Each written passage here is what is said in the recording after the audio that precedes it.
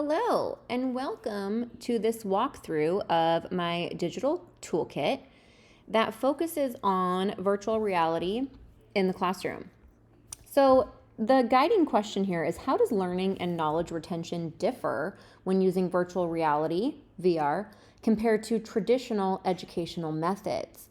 So in this toolkit, the first page is just kind of a breakdown of traditional learning methods versus learning models that utilize virtual reality and the backwards design model, the SAMR model, etc.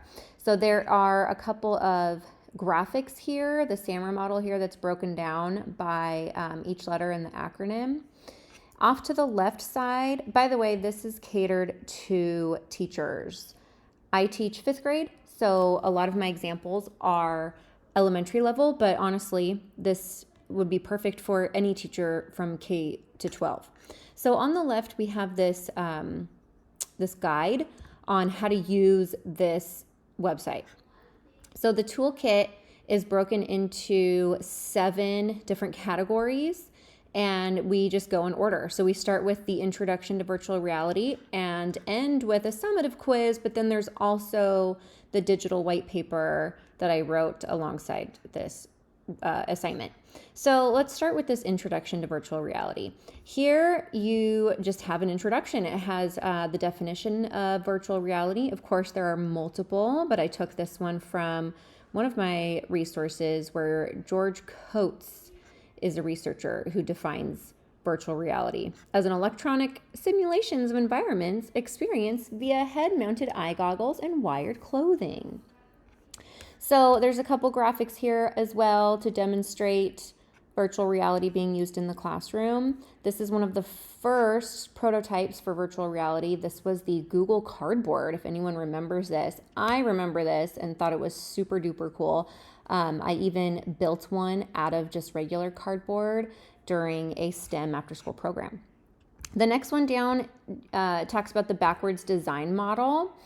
And this is just an instructional model where you start with your outcome, your desired outcome, and you work backwards. So what is your desired outcome? In this example, students will be able to identify and describe 3D shapes by exploring them in a virtual reality environment. So once you've developed the desired results, then you determine acceptable evidence. And from there, then you start planning learning experiences and instruction to meet those goals. There's just a graphic there to help you remember. The next one here is the benefits of using virtual reality in the classroom. There are tons, of course. This is super cool. It's one of my favorite resources. But after the ad, of course, gotta love those ads. This hand here allows you to explore the pyramids of Egypt as if you're in a virtual reality setting. So as soon as this loads here, look at this. You can literally move around Egypt as if you're visiting the pyramids. It's just a really super cool example of virtual reality. And this is called Odyssey, the company that provides these experiences. There's another video here of an example of virtual reality for training simulations, specifically here in a medical situation. So if you were in medical school, virtual reality allows you to practice in simulations without using actual patients. So it's just a lot safer. And then, of course, we talk about the challenges that VR poses. And of course, there's some. With any new emerging technology, you're going to find some challenges. One of the biggest challenges is the cost, of course, how much it costs. However, I do break down the costs of different devices, and you can see that there is one, the Oculus Go, which is pretty affordable compared to other devices.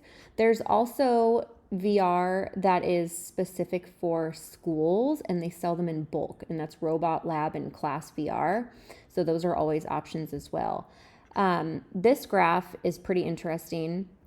I kind of justify the cost of a class VR bundle or a robot lab bundle in exchange for another curriculum that's being used. So for instance, my school science curriculum, we spent so much money on it and it's not used. Nobody uses it. So we have a lot of these supplies that just sit, not being used, whereas a class VR robot lab bundle would be utilized not just for science, but for all subjects.